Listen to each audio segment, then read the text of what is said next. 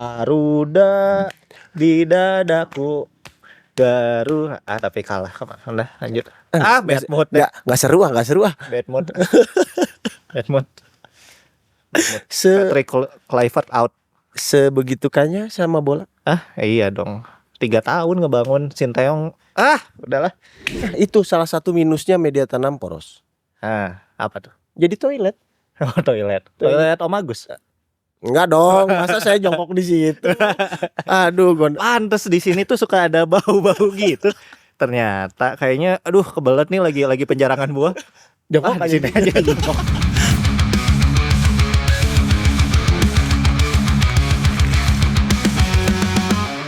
Selamat datang di podcast Ngangguk. Nganggur. Oke, hari ini kayaknya udah tag berapa kali berhari-hari. Kayaknya bakal sama terus nih ya bajunya. Enggak dong. Oh enggak. Ini bisa kita cuci pakai. Enggak. Bisa minta tolong editin. Oh gitu. Ya bisa. Dirubah. Bisa banget katanya. Oh bisa ya, bisa nyusahin.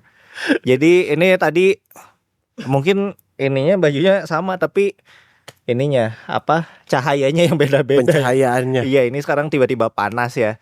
Jadi sekarang hari ini kita bakal ngebahas tentang media tanam aja. Media tanam. Media taman. Bocor mas. Kameramen ini teriak-teriak mulu. Asli waktu itu ini yang ngajak di sini nggak mau dia.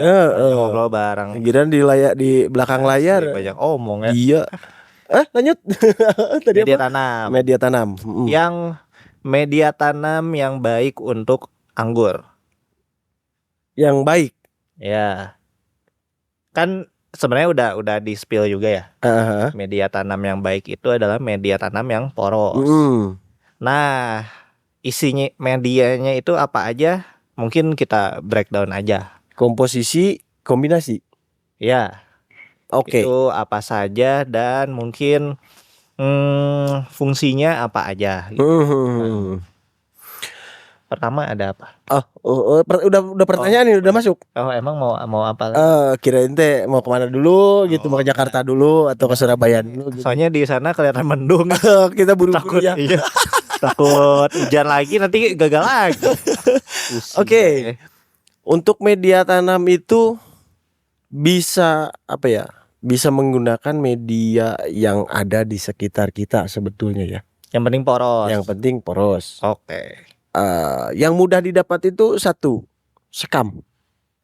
Nah, itu mudah banget didapatkan ya. Sekam yang bakar atau lapuk tuh? Sama saja. Nah, itu untuk porositas itu sama. Cuman bedanya kalau sekam lapuk itu dia belum belum diolah. Jadi mungkin di sana ada jamur, mungkin di sana ada patogen. Iya. Nah kalau yang satu lagi nih kita lewat aja ya, kita langkain sekam bakar. Tanpa Anda tanya pun pasti saya akan jawab itu. Sekam bakar sendiri dia lebih ke lebih ke netral. Clear dari Garuda di dadaku. Tapi kalah. Udah lanjut. Bad mood deh. Nggak seru ah. Bad mood. Bad mood. Patrick Kluivert out. Sebegitu kayaknya sama bola. Iya dong. 3 tahun ngebangun Sinteyong. Udahlah. 3 tahun ngebangun terus diganti tiba-tiba sama yang track recordnya nggak jelas. Jadinya nggak lolos. Padahal bisa banget menang. Harusnya ya. Iya. Harusnya itu dipertahankan dulu, baru dilihat betul kinerjanya seperti apa. Kalaupun dia tidak baik baru diganti. Betul. Harusnya seperti itu. PSSI udah mending lanjut anggur aja. PSSI. Itu kan PSSI yang mencat si Sinteyong. Itu dari PSSI-nya. Memang enggak. Lewat enggak jadi. Enggak mau. Kita lanjut aja tadi. Tadi sekam bakar ya? Biar netral tadi. Ya. Jadi karena si sekam bakar ini sudah melalui proses pembakaran. Satu, jamur pelapuk pasti sudah tidak ada. Oh, oke. Terus yang namanya mungkin patogen juga pasti sudah terbakar dengan suhu panas yang tinggi di dalam pembakaran ya. Tapi bukan abu, cukup ireng aja, cukup ireng, nggak perlu ke saya ya. Iya, Saya pasti akan ungkapkan itu. Abu Jahal. Abu Jahal. Dua bahan itu adalah bahan yang memang bisa membuat media tanam itu poros. Benar. Karena ya kalau misalnya dari pergerakan akar ya memang enak ya bergeraknya. Jadi tidak padat gitu, tidak ya seperti sama halnya kita di antara di ruangan sempit dan di ruangan yang memang kan benar. Beda napas kita juga enak kan. Kalau sebenarnya contoh nyatanya kalau kita korek-korek kan nggak usah yang harus dipakai alat gitu ya. Jadi kita kita korek-korek kayak kucing mau berak juga. Nah itu salah satu minusnya media tanam poros. Apa tuh? Jadi toilet. Toilet Om Agus. Enggak dong, masa saya jongkok di situ. Aduh, pantes di sini tuh suka ada bau-bau gitu. Ternyata kayaknya kebelet nih lagi penjarangan buah. Jongkok di sini aja jongkok. Itu zaman dulu. Oh, zaman dulu begitu. Ternyata terlihat ya dari ini wajah-wajahnya. Oh, enggak dong, sampai sekarang juga dilakukan. Oh, dilakukan. Untuk yang Anda kan sebagai atlet naik gunung ya. Pasti merasakan seperti itu. Naik gunung ya, oke. Ya. Lanjut tadi ya sekam bakar ya. Tapi tidak hanya cukup itu aja. Ya. Pasti ada kombinasi yang lain juga untuk menopang si media ini agar memang support untuk yang namanya berbudidaya tanaman anggur. Iya. Nah, terus kan tadi udah nih sekam. Terus ada apa lagi? Kalau untuk kombinasi yang lain itu ada yang namanya kotoran hewan. Nah, berarti tadi Om Agus. Saya bukan hewan. Oh, bukan. Ya, habisnya saya kira kan Om Agus nyobain nih. Berhasil nggak nih pakai kotoran aku nih? Emang mau ngebejek-bejek gitu?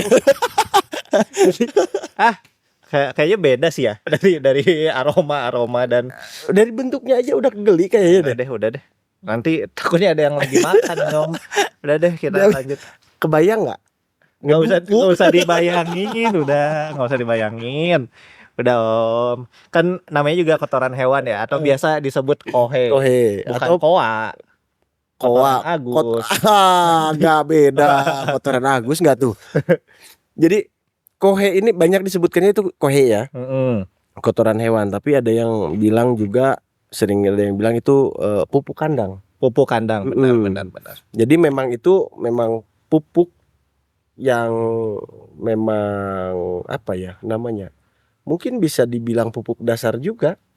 Iya, karena kan emang saat kita ya sebenarnya media awal ya untuk starter yang baik itu emang ada kohenya. Iya. Karena kan untuk pohon masih kecil itu memang apa namanya ya? Ya kita nggak anjurkan. Bukannya kita antipati terhadap sintetis ya. Takutnya teman-teman di rumah itu biasanya kan berpikiran semakin banyak semakin bagus. Iya, benar. Bayangkan kalau satu pohon polybag kecil gitu dikasih pupuk sintetis yang namanya NPK sebaskom brek. Ya udah. Tamat riwayat. Meninggoy. Iya. Meninggoy. Kebanyakannya seperti itu. Jadi bukannya pupuk yang nggak bagus, tapi orangnya kurang bijak. Oh iya. Dalam pengaplikasian pupuk sintetis. Dan memang betul pupuk sintetis itu makanan untuk pohon. Makanan untuk pohon. Ya. Jadi dia tidak sampai bisa menggemburkan tanah di sekitarnya. I see. Ya berarti kan ya sebenarnya kan karena bisa dibilang si kohe ini sebagai pupuk organiknya. Nah itu seperti itu. Pupuk organiknya ya karena kan ya udah bisa dibilang yang lebih menyatu dengan alamnya itu kan bisa dibilang si Iya. kohe ini kan. Saya pikiran kemana-mana kalau menyatu dengan alam. Berak lagi, buang lagi di situ. Vetivera kayaknya. Alam. Alam Vetivera Mbah Dukun. Jadi memang sebenarnya kalau dibilang kita bahas masalah kohe sebenarnya nge-breakdownnya juga bakal panjang banget ya. Sangat panjang. Karena kan ada kohe yang kita ketahui lah ya sekarang yang banyak itu kan kohe kambing, kohe sapi, terus ada juga kohe walet ya. Walet, kelelawar, itu udah beda lagi. Banyak banget kan ya. Jadi sebenarnya kalau itu apa ya? Kayaknya bahasan yang sulit banget untuk diberhentikan ya. Nggak bakalan bisa ya. Karena kameramen kan udah kode-kodean terus dari tadi. Iya. Jangan terlalu lama gitu. Iya, jadi sebenarnya kalau kohe ini kan balik lagi sebenarnya nggak harus mengharuskan kayak harus kohe kambing, kohe sapi, tapi yang ada di sekitar itu yang harusnya dimanfaatin. Itu lebih baik. Lebih baiknya seperti itu. Baik. Jadi kalau misalnya di kebunnya itu sebelahnya ada kandang gajah bisa aja. bisa aja. Selama kita bisa menetralkan itu sendiri. Ini poin yang sangat pentingnya itu si kohe ini jangan mentah-mentah. Pahit rasanya. Ternyata selama ini pantesan dari tadi bahasan tentang kotoran ini tuh Om Agus kayak sumringah. Ternyata udah kayaknya cemilan deh. Iya, kohe itu cemilan saya. Karena dulu yang namanya simut, belalang dimakan sama kohe-kohenya kan. Ya, ada pahit-pahitnya. Ya, benar sih, benar. Iya, berarti kan balik lagi ke yang tadi. Kalau si kohe ini sebenarnya harusnya itu apakah harus diolah dulu? Harus. Wajib ya? Itu. Wajib ya. Kalaupun mau menetralkan secara alami ya, bukan secara alam, tapi secara alami tanpa kita ada bantuan dari kita, itu bisa dibiarkan saja begitu saja, kena panas, kena hujan. Itu baru bisa dipakainya itu sekitar 1 tahun lebih. Oh iya, biar sih yang itu kayak bakteri dan sebagainya itu udah terurai. Amoniaknya sudah hilang. Iya. Bakteri jahatnya sudah hilang. Ya oke, berarti poin pentingnya itu berarti itu teman-teman. Jadi si kohe ini harus diproses dulu ya. Betul. Lebih baiknya seperti itu. Sewajibnya seperti itu. Jadi kalau kohe ini sebenarnya pakai apa aja bebas sebenarnya, dan kandungannya juga kan sebenarnya beda-beda. Cuman memang yang terpenting adalah harus diproses dulu. Iya, seperti itu. Oke. Nah, berarti tadi apa aja? Sekam ya? Sekam. Terus sekam kan 2, sekam mentah, sekam bakar, terus ke kohe. Nah, pertanyaan pasti ada lagi, apakah boleh pakai tanah? Itu kembali lagi. Nah, ya. Kembali di video yang udah kita udah dibahas. Jadi sebenarnya kalau tanah itu opsional ya Om ya. Lebih ke opsional sebenarnya. Karena kan sebenarnya kita butuh media itu yang poros. Kalau kita tambah tanah misal setengahnya, ya nanti ke ini ya, nanti jadi terlalu padat juga gitu. Satu itu. Ya. Dan kalau nggak tahu kondisi di tempat yang akan ditanam juga akan merepotkan. Iya. Bagaimana kalau di tempatnya memang minim sinar matahari? Betul. Kalau sebenarnya kan balik lagi dari lingkungan sekitar itu gimana. Iya. Terus balik lagi penyiramannya seperti apa. Dan balik lagi sebenarnya perbandingannya berapa banyak kan? Ya, untuk berarti komposisi ya? Komposisi. Ya. Perbandingan untuk komposisinya itu kalau tidak pakai tanah itu bisa pakai 1:1. Ya. Antara sekam bakar dan yang lainnya ya, komponen tadi. Ya. Tapi kalaupun mau pakai tanah, seandainya kita berandai-andai ya, tempatnya itu panas, terus airnya ketersediaan airnya ya. itu sangat minim, itu bisa dicampur dengan tanah. Tapi itu pun nggak bisa 1:1. Berarti berapa tuh? Bisa di setengah atau 1/4. Nah, kalau dataran rendah berarti berapa? Setengah. Dataran rendah bisa setengah. Setengah ya. Berarti kalau dataran tinggi nggak usah pakai. Bisa hilang.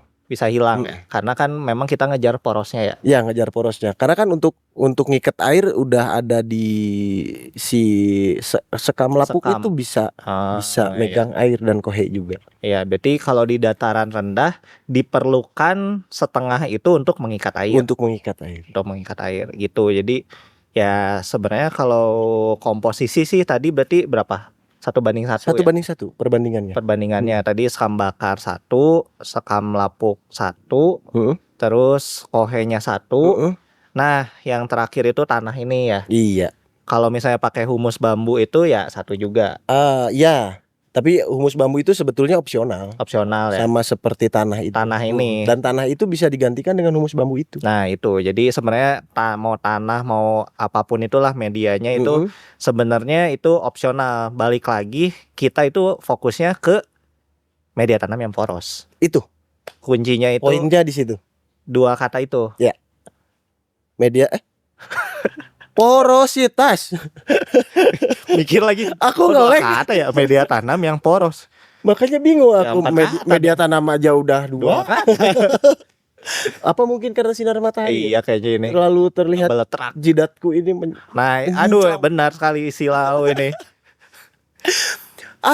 Karena kameramen sudah tutup mata karena ini cahayanya, karena kita studionya di luar ruangan. Studio alam. Jadi karena kameramen sudah begini-begini terlalu silau dari jidat aku mantul ke sana. Jadi udah aja ya. Udah aja mungkin. Jadi mungkin poinnya deh. Poinnya ya. Ya udah tadi. Yang mana? 4 kata. 4 kata itu. Media apa ya tadi? Media tanam harus poros. Nah, itu poros berarti 1 kata aja. 1 kata aja cukup. Poros ya. Jadi kalau yang tadi masalah kohe dan sebagainya nanti mungkin kita breakdown di episode lain aja. Iya, boleh. Soalnya kalau di breakdown benar-benar di breakdown itu panjang sekali. Panjang banget. Oke, teman-teman, mungkin cukup sekian dan terima kasih ya sudah menonton dan mendengarkan. Ya, penutupannya nggak tahu juga. Selalu kebingungan kita ya. Iya, udah. Ya sudahlah. Ya udah. Oke, teman-teman, dadah.